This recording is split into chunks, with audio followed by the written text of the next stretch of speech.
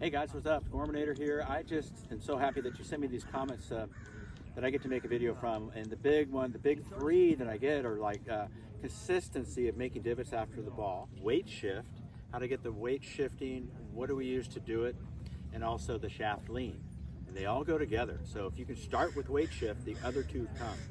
So in this video, I'm going to explain that in detail, drills, not complicated. You know, we have that 5 lessons book to refer to, which is amazing.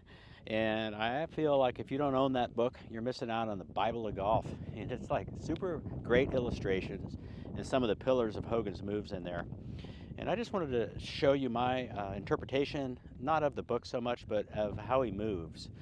As one of my friends online had said too, that Gary Player mentioned that Hogans didn't give much away, but one of the things he did say was that he would move that right hip up into the left hip, right? So what does that mean? Well, moving the right hip up, that means that you're in your backswing, you might have a little transfer here, and then that right hip is going to go up into the left.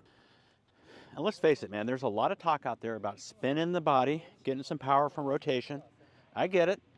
But, you know, when you get onto TikTok and everything else, and let's say you run into 3 people saying, spin your body out and come in like so, that's an unstable platform. You look at the legends, Ben Hogan, who actually had a 2x4 in his golf bag at Shady Oaks, okay? And that was to stabilize his right leg. So when he took that swing back, you'd see that thing post up, okay? So that's why his back swing always had that tremendous, awesome look here with this hip and leg. Okay, that's one thing, but what do we do when we go into power to the ball? So he used to come through, rotate this right thigh up into the left hip. And he'd actually have a little drag in the feet if you watch too. You know, so the closest thing to the target, as he said, Hogan would say that his belly button or his belt buckle, okay? What are we seeing out here when we're spinning? The closest thing to the target for my body is maybe my left knee or my toe. Certainly not the belly button or the belt buckle. So if you want to get power, you need to extend your midsection, the middle of your body up, driving that right hip up into the left, like so. So all I did was get in here and feel like I just went wham, like this. So the right thigh turning up into this hip, whether you drag or not. I think there was something said too with Gary Player. I guess they were both in the Slazenger company for the Slazenger ball. Hogan mentioned to Gary, Gary said he didn't give much away, but what he did say was that right hip up into the left hip. And you can clearly see it, man. I got a driver swing where it just looks like wham, it's just slamming that thing up and forward.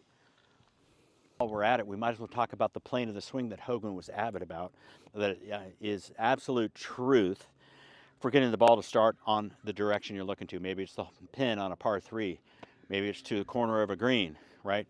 But if you're up like this, okay, and then you have to get it on plane to come down, that's doing some extra work. And for you guys that are like not out to the range all the time, you want to understand that you want to point the butt end of the club halfway back at the target line, anywhere on the target line.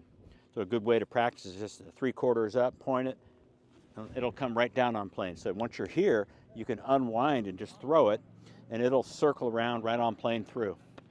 And talk about getting easy. And the confidence will go straight up. As long as you understand what you're trying to do, and you have intention on just a couple things, man. It could be, maybe you're going to the range, you want to know, well, how wide should my feet be? Well, for irons, let's say 2 shoes worth. So you put a ball there, and then you go here and a ball there. Use 2 golf balls, and now you've got a good metric for your stance. Okay, simple things like that make a big difference for your own blueprint. And that's my goal, giving you that blueprint, whether it's hitting my series telling you, hey, you want to hit short shots for 10, 15 minutes, you know, and this is how you're going to do that. You go up the 180 plane, which is the lower half of a round clock around your 360, work on the lower 180, And that's how you start your practice. Hitting little shots that you're going to use on the golf course. To play this game with any competitive force, you're going to need a good short game, good wedge shots, driving that ball down the middle. So I'll give you several different ways to do that in that PDF. And boy, we're looking forward to the spring and summer of 2025, hopefully playing the best golf of your life.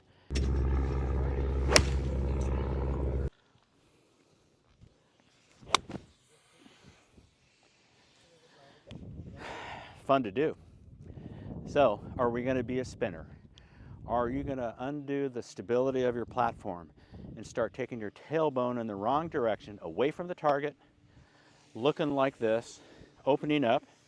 Or are you going to do what the pros do, that really hit it solid day to day, and post up on this leg, stabilizing the lower body to deliver the action into the club head?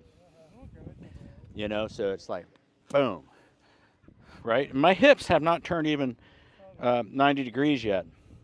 Hogan was, he'd keep turning, right?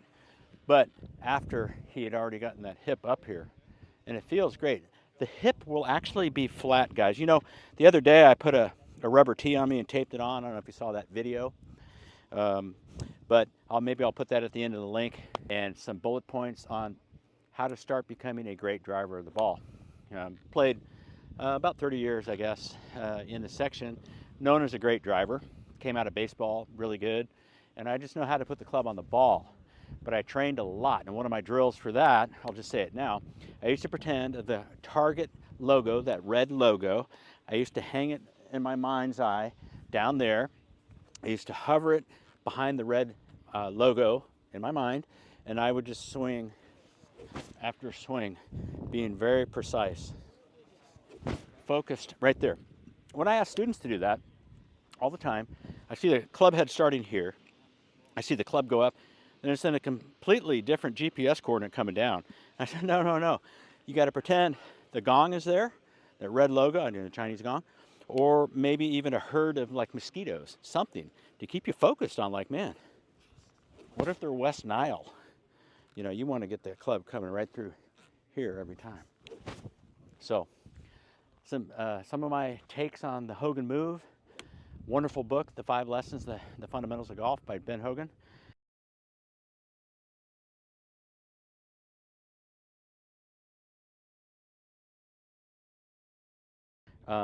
Great to hop in and talk about that. If you've never not seen it, it is the Bible for us golf professionals and most avid golfers.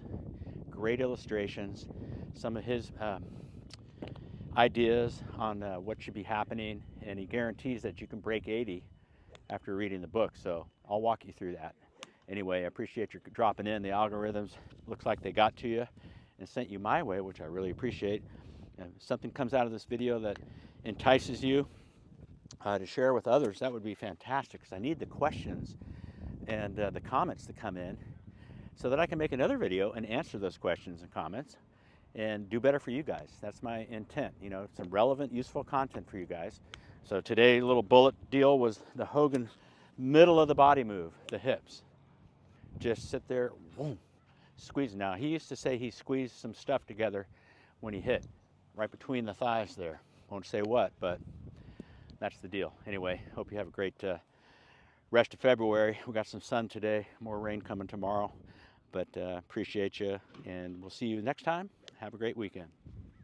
And if you want, come join me in Mexico, March 16th through the 21st, doing a nice golf school out there amongst the palm trees, sunset cocktails, tacos, ceviche, you name it. All right, Paul at GormanGolf.com if you want to reach me. We'll see you there.